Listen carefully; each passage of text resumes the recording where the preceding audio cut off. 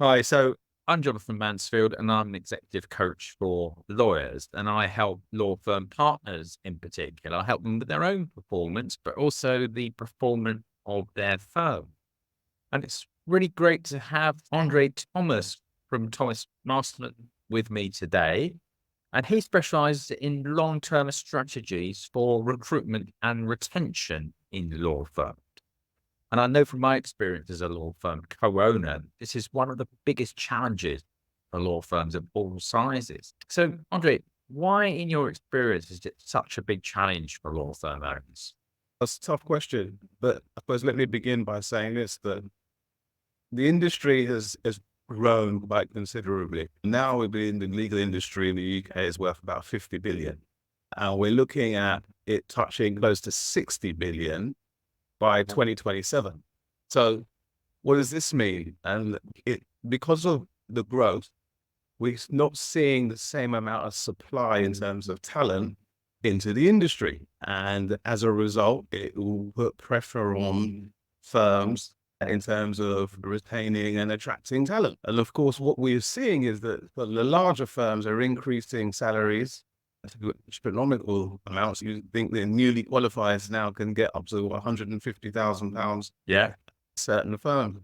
And so then throw into the mix that we also have 5 generations in the workplace who all communicate and think differently about their career and what it is like to work in a firm and what they want from their careers. It makes it really complicated. It puts a lot of pressure on small and medium-sized firms in terms of how they go about attracting and retaining talent. And what's different about your approach to what compared to what most firms are adopting in terms of recruitment and retention currently? I think that firms should think about how they go about developing their employer brand, because they're very good at looking at developing relationships with clients and nurturing those relationships, but there certainly isn't the same amount of focus and attention on developing relationships and with candidates and with their employees. And I believe that what they need to do is look at developing their employer brand and leaning into what culture they have and why to help them attract and retain the right people. That's an interesting idea. We don't hear that of an employer having a brand. I suppose the idea there is you're attracting the best talent rather than chasing it. Is that? Yeah, I think most people would rather have, when they advertise a vacancy, that they are seen as the employer of choice and they've got a queue of people wanting to join them. That's a great position to be in. And I think that there is an opportunity for them to sell themselves as a great place to work. And so that they do end up having queues of people potentially wanting to join their firm, as opposed to reacting when somebody hands in their notice, say, "Oh my goodness, I got to recruit now. So let's advertise and let's see what we get." And I think that they're on the back foot in that situation. And equally, when it comes to the talent within the firm, what are they doing to make sure that those individuals are engaged, committed, and want to give their all every day? Unless you're focused on these things, you will miss it. Yeah, yeah. And why is it you think that many solicitors find the pool of fee share firms, the likes of Keystone, Law, Gunn and Cook, so strong? Particularly, I think this is a phenomenon in for those in the middle of and later part of their career. Yeah, we've seen an explosion of consultancy model, for they're growing 3 times faster than private practice firms. And what is attracting them? It's the autonomy that they'll have, the less politics that they'll need to get involved in. And of course, the opportunity to 70, 80% of what they build.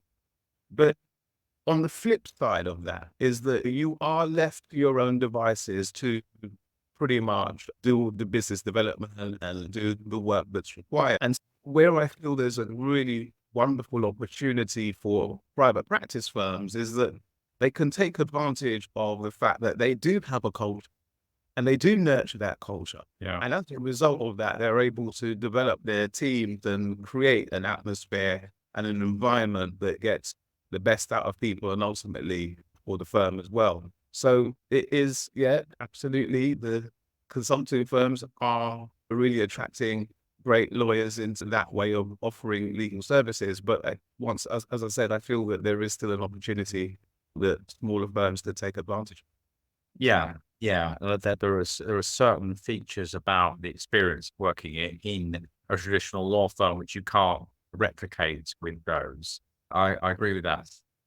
So, how does small and medium-sized firms who don't have a large HR setup introduce a more strategic approach to their recruitment and retention? I feel that they ought to think about what their employer value proposition is. And in order to do that, it's important that you are seeing this through the lens of the employee experience. So if you don't have a big HR team, the first thing that you want to be thinking about is, well, what is the experience of our employees? Just to walk the floor, have conversations, find Yeah, out yeah, what they're feeling and experiencing about their work, about their environment, about the leadership team, and just and then you can take things a little bit further if you wish and start to gather data in a more systematic way, whether that's going to be surveys or whether that's going to be one-to-one interviews. But the first thing to really do is to understand what culture you have and why. Because culture that you want to understand, is that helping us accelerate growth or is it hindering growth? So yeah, they're the first step, I think. where does flexible working fit into all this? I know that we as a firm, we used to be able to attract top quality maternity returners who from larger firms who were not prepared to adjust their times and days. It's really other firms lost, not ours, because we've got some great people out there. But is that something that is important in for firms to be considering? There's no question that COVID has accelerated the way how the flexible working, hybrid working, etc. But at the same time, I think I read a report recently that 40% of law firms consider flexible working as part of their normal benefits that they offer. So there's still 60% that feel, look, you know what? We rather everybody to be back in the office Monday to Friday. It comes down to what you as a leadership team believe is right for your firm, the clients that you have, and how you wish your firm to practice legal services. And at the same time, of course, it's useful to understand what the data is telling you externally about what people think of Yes. what. Yeah. So with that, you make your mind up. Is flexible working going to be right for us as a firm or not? So long as you're honest about it and you have your reasons why, I don't think it necessarily matters. So long, ultimately, you want to make sure that you're getting the right people for your organization that are committed. Yeah. Yeah. Do you have a final word of advice to law firm leaders on the problem of retention?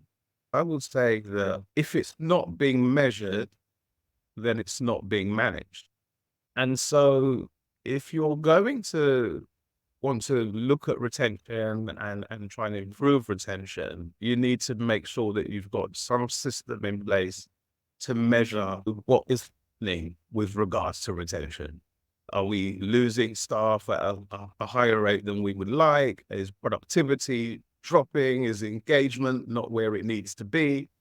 So you need to have some systems in place to manage this, to measure it, and then absolutely, then you can manage it. And so my advice would be, yeah, look, measure and manage your retention. Otherwise, it will be just guesswork, and you don't want to do that. Yeah. Or the worst of all worlds is keep your head in the sand. Keep your head in the sand and just pretend like it will all go away. Yeah. Unfortunately, it won't. What tends to happen is that toxic cultures start to emerge. And then people start to leave, and then they start speaking badly and writing reviews on Glassdoor, and then it takes Yeah. longer for you to fill vacancies, recruitment costs escalate. So, you can see the spiraling effect of it all. So hence the reason why it's important to measure and manage. After all, there's no way you would run a law firm without knowing what your billing rates are and what your utilization rates are, etc. Equally, it's important to make sure that you have got the right checks in place with regards to your people, because ultimately they are your biggest asset. Yeah, absolutely. Oh, thanks very much, Andre. That's really great. Just one final question is, how do people get in touch with you if they want to find out more about your services? Oh, I'm on LinkedIn. Andre Thomas. You can reach me on LinkedIn really easily. I post fairly frequently. So you can also drop me an email, which is andre@thomastelman.com. Brilliant. Okay. Thanks very much. And all the very best. Thank you very much. Pleasure to be here. Cheers, Jonathan. Cheers.